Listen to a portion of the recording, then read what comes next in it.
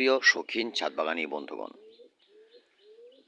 আপনাদের সকলকে আমার ইউটিউব চ্যানেলে জানাই সাদর সম্ভাষণ।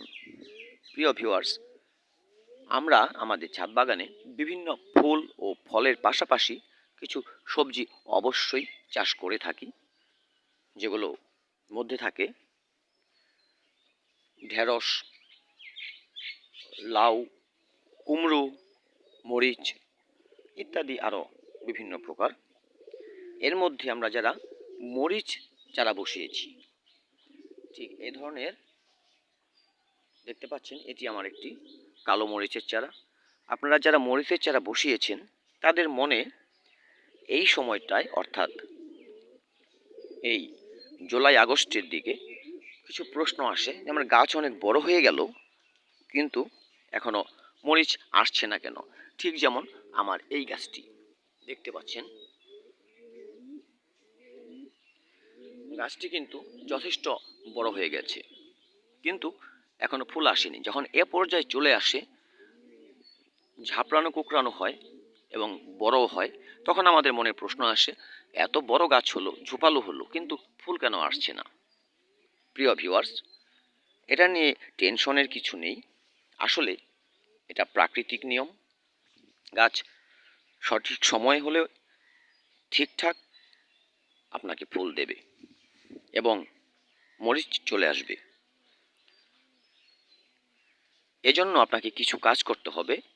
যেমন এই গাছটি আপনারা দেখতে পাচ্ছেন, এটি পাতাগুলো কতটা সুস্থ সবল, আর এই গাছটিতে পাতাগুলো কিছুটা কুচকানো আছে, দেখতে পাচ্ছেন কিছুটা কুচকানো আছে। আপনাকে গাছকে সুস্থ সবল রাখতে গেলে অবশ্যই কীটনাশক এবং ফাঙ্গিসাইড এই বৃষ্টির সময়টায় অর্থাৎ জুলাই আগস্টে আপনাকে 7 দিন পর পর একবার দিয়ে যেতে হবে। শুধু এই একটি পরিচর্যা করলে আপনার গাছে ফুল চলে আসবে। দেখুন আমার এই গাছটি কিন্তু ফুল চলে এসছে, আপনারা অবশ্যই দেখতে পাচ্ছেন আমার এই গাছটি কিন্তু ফুল চলে আসছে। গাছটি যথেষ্ট বড় হয়েছে, এরপর কিন্তু ফুল চলে এলো, কিন্তু এই গাছটিতে কিন্তু ফুল আসেনি। এটি এখনো আসেনি। আশা করি এটি আগামী 5 থেকে 7 দিনের মধ্যেই ফুল চলে আসবে। আমি আরও একটি গাছ আপনাদের দেখাচ্ছি, এটিও যথেষ্ট বড় হয়েছে কিন্তু এখনো ফুল আসেনি। দেখুন এই গাছটি দেখুন আপনারা, গাছটি কিন্তু সম্পূর্ণ সুস্থ সবল, কোনো একটি পাতা কুঁচকানো নেই, কোনো রোগবালাই নেই। দেখুন গাছটি কত বড় হয়েছে।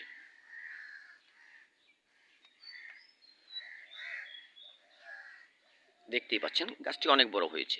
এবারে কিছু ব্যক্তি রয়েছে যাদের মনে এমনও প্রশ্ন আসতে পারে যে এই গাছটি আমি এখানে বসিয়েছি, অনেক বড় হয়ে গেছে, কিন্তু অন্য জায়গায় আমি একই গাছ বসিয়েছি, সেই গাছটি তো ছোট্ট অবস্থায় ফুল চলে এলো, সেটি কেন? ওটিতে ছোট্ট অবস্থায় চলে এলো, এটা বড় হলো তবু এলো না। ভিউয়ার্স, আসলে এটি মাটির উপরও নির্ভর করে। আপনি যখন ছাদ বাগানে বেশি পরিমাণে খাবার দিয়ে মাটিটা তৈরি করেন তখন কিন্তু গাছটি বৃদ্ধি বেশি পায়। আর যখন নিচে আপনি কোনো মাটিতে কোনো গাছ বসিয়েছেন বা টবে খাবার কম দিয়েছেন, সেখানে খাবার কম পাওয়ার কারণে গাছটির শরীর বৃদ্ধি কম হয়েছে, কিন্তু ও এই গাছটির মতোই একই রকম বয়সন্ধিকাল চলে এসেছে এবং ওর ফুল দেওয়ার সময় চলে এসেছে। সময়টা কিন্তু একই আছে, যদিও ও দেহ বৃদ্ধি করতে পারেনি খাবারের তারতম্যের কারণে। আর এটির মধ্যে আপনার খাবার ভালো পড়েছে, মাটি খুব ভালো হয়েছিল, তাই আপনার বৃদ্ধি খুব ভালো হয়েছে। ভিউয়ার্স, এটা নিয়েও ভাবার কিছু নেই। আপনার গাছ সুস্থ আছে, সেটুকু হলেই গাছ আপনাকে ঠিকঠাকভাবে ফসল দেবে। ভিউয়ার্স, শুধু আপনারা যে মরিচের চারা বসানোর সময় যে খাবারটা দিয়েছিলেন সেই খাবারই যথেষ্ট, মরিচে বারবার খাবার দিতে হয় না। আপনারা শুধুমাত্র একটু ফাঙ্গিসাইড এবং কীটনাশক স্প্রে করে যাবেন যাতে পোকার আক্রমণ গাছে না হয়। ভিউয়ার্স, ভিডিওটি ভালো লাগলে একটি লাইক কমেন্ট করে পাশে থাকবেন, আর আমার চ্যানেলটি অবশ্যই সাবস্ক্রাইব করবেন, হয়ে যাবেন আমার ভালোবাসার মানুষ।